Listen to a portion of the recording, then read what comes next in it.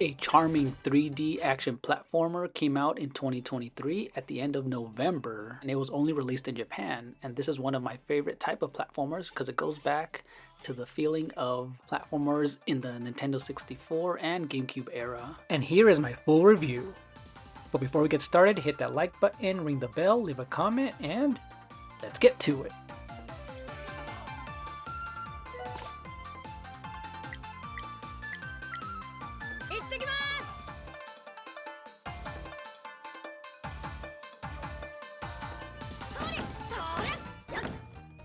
So this is a long title for this game. It's called Otogi Katsugeki Mameda no Bakeru Oracle Saitaru no Sainan. Otogi Katsugeki Mameda no Bakeru Oracle Saitaru no Sainan. And this is by a company called Goodfeel, which you are familiar with because they've done a lot of games for Nintendo, including Yoshi's Woolly World for the Wii U and the Nintendo 3DS, Kirby's Epic Yarn, one of my favorites, and Wario Land Shake It for the Wii. As soon as I heard this game was coming out for the Switch, only in Japan, the only way I was able to get it was through Play Asia.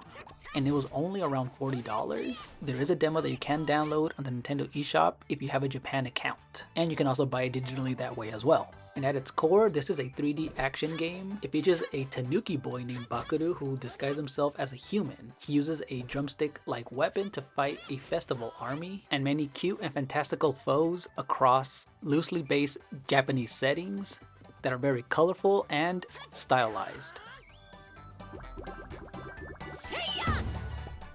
When this game was first shown off in one of the trailers, I immediately thought it looked like one of my all-time favorite childhood games on the N64 and a Super Nintendo game by the name of Goemon Mystical Ninja. And if you've never played these games, they have a distinct Japanese feel, the aesthetic, the music, and one of my earliest memories with this series was The Legend of Mystical Ninja for the SNES, and it was just one of those where I know I was very young, so I didn't get to play it as much, but I did see my brother and my cousin play this. There was just something about the large sprites, the colorful characters, they were adorable, and it was a cool Japanese setting, and I just loved the combat, the expressions on their face. It was just something that I always wanted to play, but I actually never had a chance to play it after that. It was just one of those games that was hard to find, but it just really stuck with me.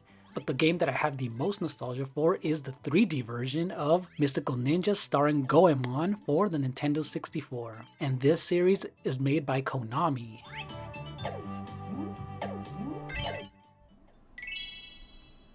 And not only the SNES, but the N64 is one of those times in my childhood where I really got into gaming. And this series just made me love video games in general.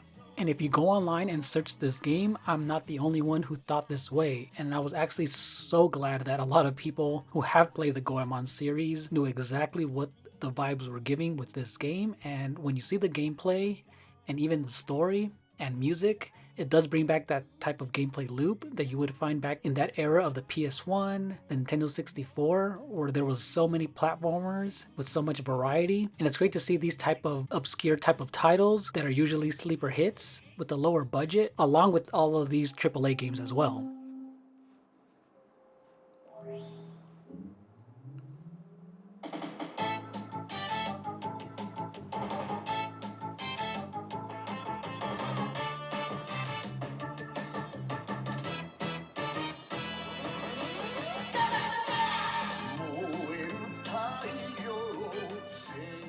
Although I don't speak the Japanese language, this is actually a very easy game to play even if you don't understand it.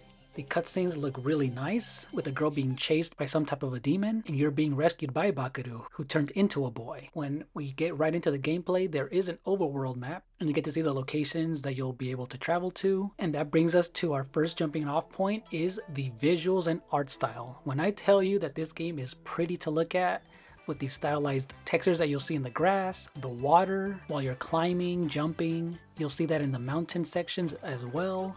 The character designs, the cutscenes, this fits the Nintendo Switch very well. There's just such a variety in the gameplay loop that keeps things fresh.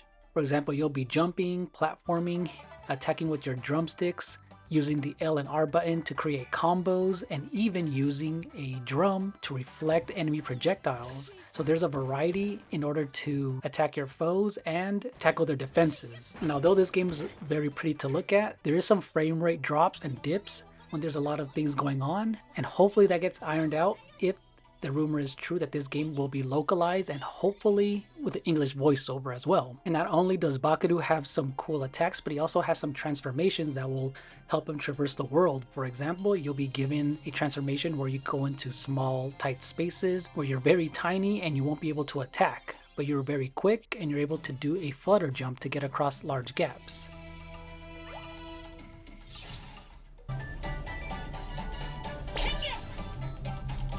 You'll be collecting capsules with lots of items inside, lots of collectibles around the areas, so you'll be searching every nook and cranny of the levels. And although I don't know exactly what will happen if you collect all of them, it's still fun looking around and finding these surprises.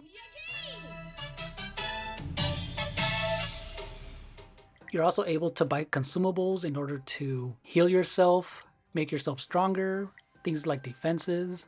And what makes this game even more interesting are the in-between sections that are super unexpected. For example, you'll be able to use a robot in these kaiju battles, these large robot boss fights that are super fun, and I just wish there was more of them.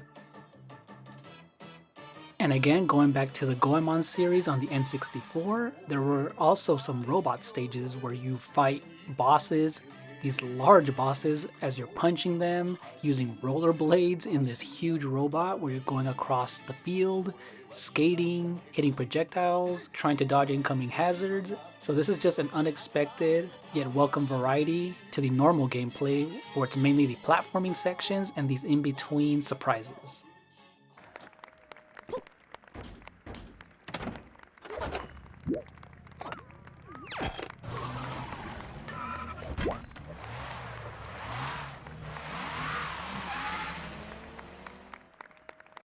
You'll also be able to use this robot dog where you'll be taking part in races and even in some shoot 'em up style stages as well. And again, I just wish there was more of them, but the fact that they're here, it's very random. But this is just the exact excitement that these type of games have. The unexpected, the variety, and just the pure fun.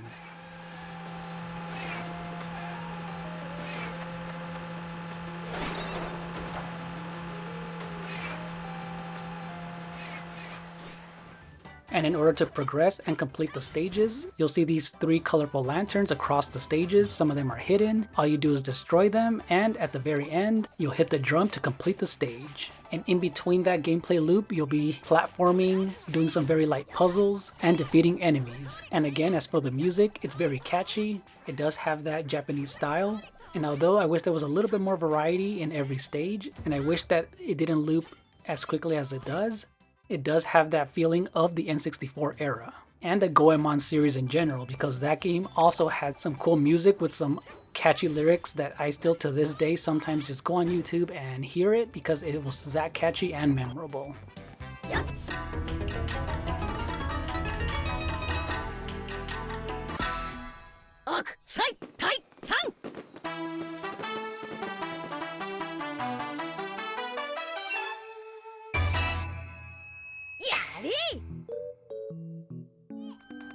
So to conclude this video, what do you guys think of this action platformer that seemed to come out of nowhere, at least for us in the West? I know it was shown off in a Nintendo Direct in Japan, and that Zippo rumor that good feel game will be getting localized. Hopefully it's this one. And if you have nostalgia for these type of games, especially the Goemon series, comment down in the section below if you're excited for this type of a game and if you want it to be localized. So thank you so much for watching, and hit that like button, ring the bell, leave a comment if you enjoyed this content.